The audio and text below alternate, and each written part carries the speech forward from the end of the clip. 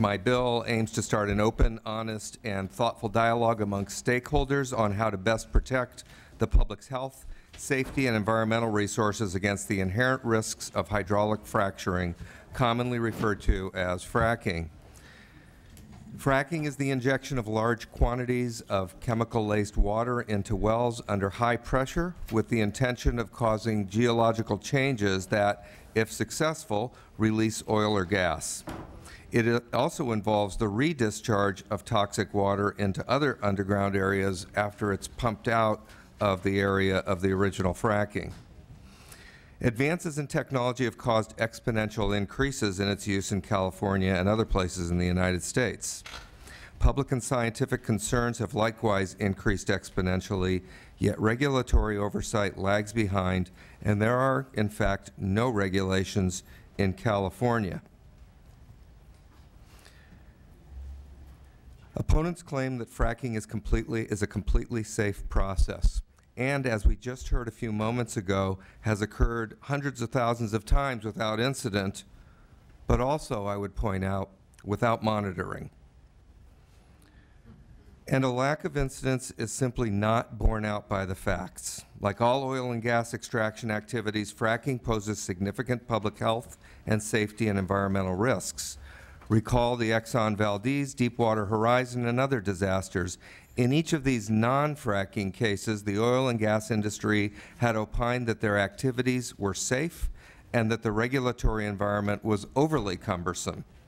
To be sure, existing oil and gas extraction operations are in fact regulated because of their inherent dangers. But again, fracking is not. The public is asked to trust that these practices are safe. The lack of regulations in an environment that should be regulated is a recurrent theme. In September of 2012, the U.S. GAO released a report which confirmed that oil and gas development, whether conventional or shale oil and gas, poses inherent environmental and public health risks, end quote. Earlier this month, the highly respected UC Berkeley Center for Law, Energy, and the Environment released a report which said, quote, hydraulic fracturing along with the other aspects of unconventional oil and gas production present risks to environmental quality and public health, end quote, and noted, quote, such developments may have outstripped the ability of responsible agencies to effectively oversee fracking activity, end quote.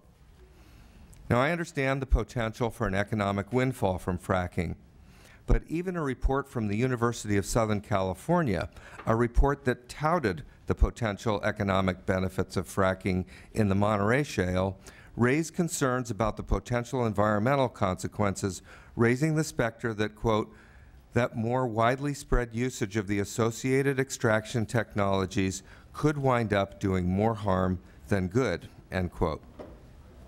Anecdotal evidence includes a leak in a Culver City well and a situation in Shafter where a video recorded a well operator dumping toxic fracking fluid into an unlined pond. This incident is now being investigated by the Central Valley Regional Quality Water Control Board. Had proper regulations been in place, neither of these events would have occurred. The U.S. Environmental Protection Agency has currently investigated potential drinking water contamination from hydraulic fracturing in 4 states.